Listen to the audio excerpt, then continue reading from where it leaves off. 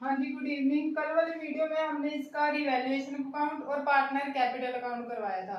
Last में थोड़ी सी गड़बड़ हो गई थी, पर मैंने आपको क्लियर कर दिया था बाद में कि ये कैसे बनेगा। कोई बात नहीं, हम ऐसे ही एक और क्वेश्चन कर लेंगे, दो कर लेंगे, आपको क्लियर हो जाएगा।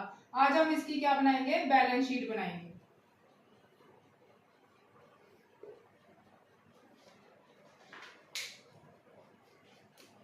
ठीक है, अब ये नई बैलेंस शीट है जो सी की आने के बाद में बनेगी। वो पहले वाली जो ये बैलेंस शीट थी, ये सिर्फ ए और बी की थी।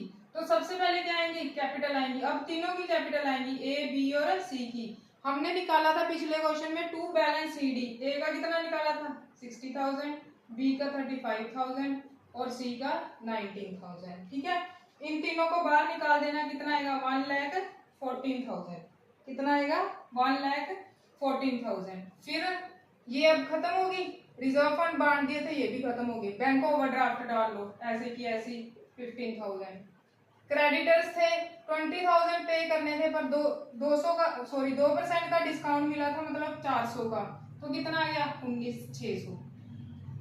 फिर आ जाओ बिल्डिंग पे। बिल्डिंग की कोई एडजस्टमेंट नहीं थी, मतलब एज इट इज रहेगी इसकी वैल्यू। मशीनरी की भी एज इट इज रहेगी। ठीक है, पेटेंट्स थे वो खत्म ही हो गए कि वैल्यू लेस हो गई, वैल्यू खत्म होगी। फिर आ गया था स्टॉक, इसकी भी कोई मुझे लगता है एडजस्टमेंट नहीं थी। ठीक है, फिर टाइपराइटर आ गया था, पहले नहीं था, अब बाद में पता चल गया था कि पड़ा है, उसकी वैल्यू रिकॉर्ड नहीं की। और क्या आया था,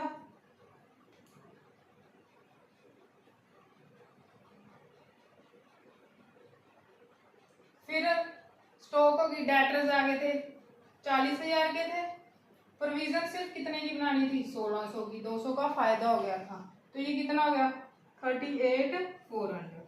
ठीक है, सारा कुछ हो गया। कुछ बचा, देखो क्या बचा, हाँ कुछ बच गया। सी आया था ना, पैसा लेके आया था फॉर्म में, मतलब फॉर्म में क्या आया था, कैश आया था। एक तो 10,000 गुडविल के लेके आया था, एक 19,000 किसके लेके आया था, कैपिटल के। 10,000 किसके लेके आया था, गुडविल के, 19,000। तो टोटल कितना कैश लेके आया, 29,000।